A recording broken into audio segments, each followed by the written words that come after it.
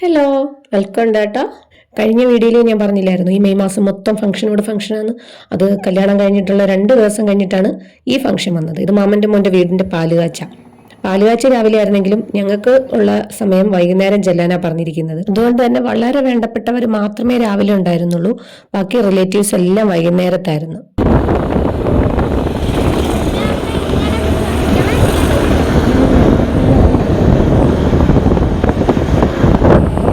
എൻ്റെ വീടിൻ്റെ അടുത്ത് നിന്ന് കുറച്ച് ദൂരം ഉണ്ടായിരുന്നുള്ളൂ മിയണ്ണൂർക്ക് പോകാൻ. മിയണ്ണൂരാവും വീട് വെച്ചേക്കുന്നത്. അങ്ങനെ ഞങ്ങൾ 3 പേരും കൂടെ സ്കൂട്ടറിൽ കയറി അവിടെ വൈകുന്നേരത്ത് ചെന്നപ്പോഴത്തേക്ക് ഒരുവിധം എല്ലാ റിലേറ്റീവ്സും അവിടെ എത്തിയിട്ടുണ്ടായിരുന്നു. ഓരോ ഫംഗ്ഷൻ കഴിയുമ്പോഴും ഞാൻ വിചാരിക്കും, ഇനി ഇതായിരിക്കും ഈ വർഷത്തെ ലാസ്റ്റ് ഫംഗ്ഷൻ, ഇനി എന്നാ ഇവരെയൊക്കെ ഒരുമിച്ച് കാണുന്നത്. കണ്ടിപ്പം ഒരുമിച്ച് 3-4 ഫംഗ്ഷനായി കണ്ടുകൊണ്ടിരിക്കുക.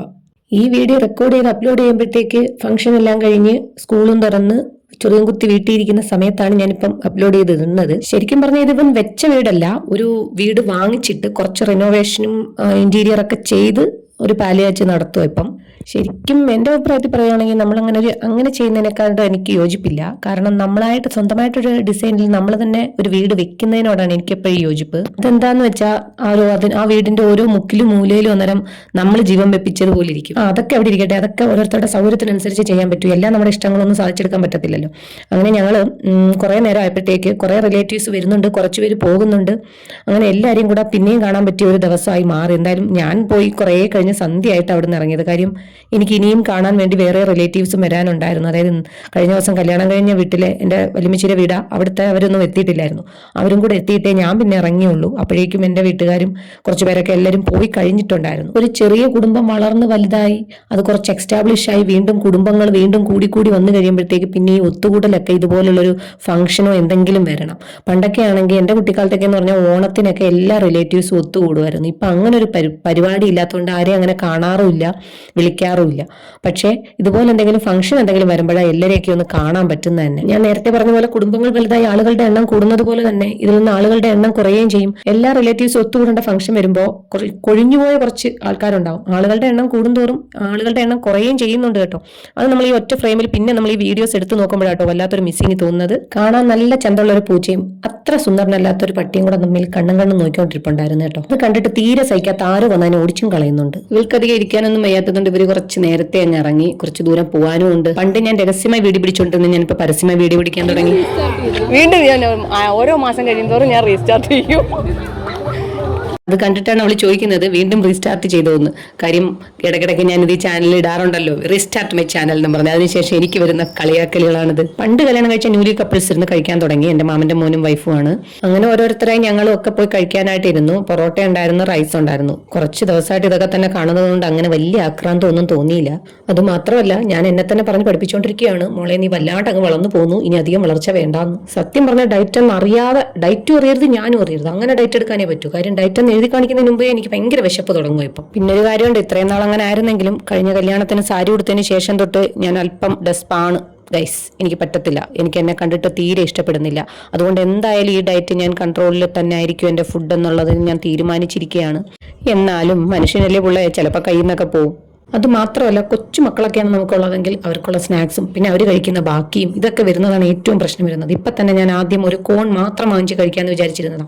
അപ്പം ഉണ്ടടാ എൻ്റെ മോൻ വാങ്ങിച്ചിട്ട് വന്നിട്ട് അത് വേണ്ടാന്ന് പറഞ്ഞു. മോനോ മോളോ ഇവരാരോ വാങ്ങിച്ചിട്ട് വന്നിട്ട് വേണ്ടാന്ന് പറഞ്ഞ് അത് എന്നെ പിടിച്ചേപ്പിക്കുക. നിങ്ങൾ പറയൂ എൻ്റെ തെറ്റാണോ? ഭക്ഷണം നമ്മൾ വേസ്റ്റ് ചെയ്യാൻ പാടില്ലല്ലോ. അത് കണ്ടിട്ട് എല്ലാവരും എന്നെ കളിയാക്കിക്കൊണ്ടിരിക്കുകയാണ്. കാര്യം ഞാൻ ആദ്യം ഷുഗർ കട്ടാന്ന് പറഞ്ഞ് വലിയ ഡിമാൻഡ് ഇട്ടതാണ്. ഇപ്പം അത് കഴിക്കുന്ന കണ്ടിട്ട് അവരെന്നെ കളിയാക്കുകയും ചെയ്തു. ഞാൻ വന്നപ്പോൾ മുതൽ നോക്കുന്നതാണ് ഒരു പട്ടി പാവം വെള്ളം ഇറക്കിക്കൊണ്ട് എത്ര നേരമൊന്നും പറഞ്ഞ് അവിടെ നിൽക്കുന്നുണ്ടെന്ന്. അതിന് ഞാൻ നോക്കിയത് എന്തെങ്കിലും ഇട്ട് കൊടുക്കാനുണ്ടോ എന്ന് നോക്കി നടക്കുമായിരുന്നു.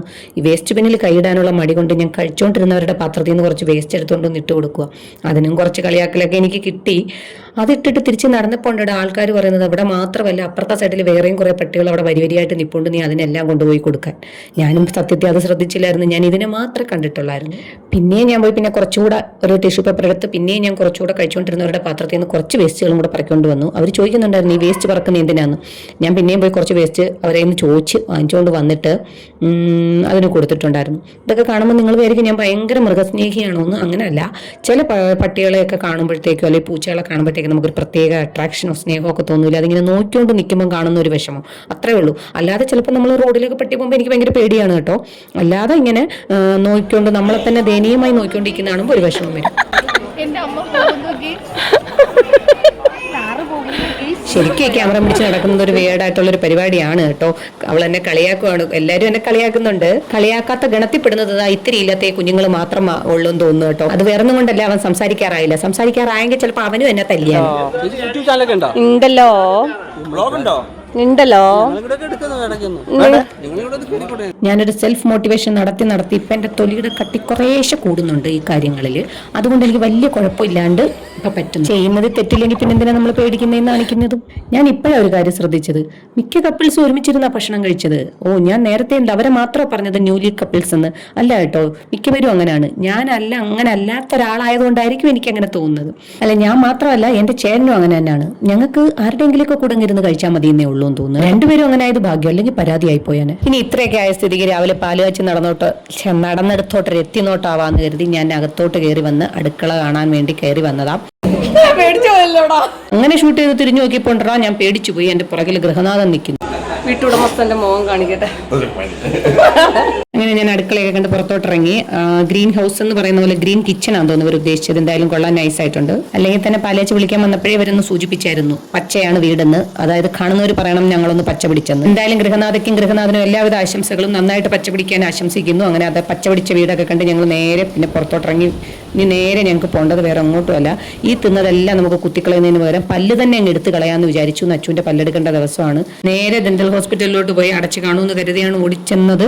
ആടയാഭരണങ്ങൾ മീൻസ് ഡോക്ടറെല്ലാം അടച്ച് പൂട്ടി ഇറങ്ങാൻ പോയ ഡോക്ടറിനെ ഞങ്ങൾ റിക്വസ്റ്റ് പ്രകാരം വീണ്ടും തുറപ്പിച്ച് അങ്ങനെ പല്ലെടുക്കാമെന്ന് വിചാരിച്ചു. കാര്യം എന്താന്ന് പറഞ്ഞില്ലെങ്കിൽ നാളെ വീണ്ടും ഇതേപോലെ വരണം. ഇതാകുമ്പോൾ ഇതിന്റെ അടുത്ത് തന്നെ ആയതുകൊണ്ടാണ് ഇന്ന് തന്നെ അങ്ങ് പറിച്ചിട്ട് പോകാമെന്ന് കരുതിയത്.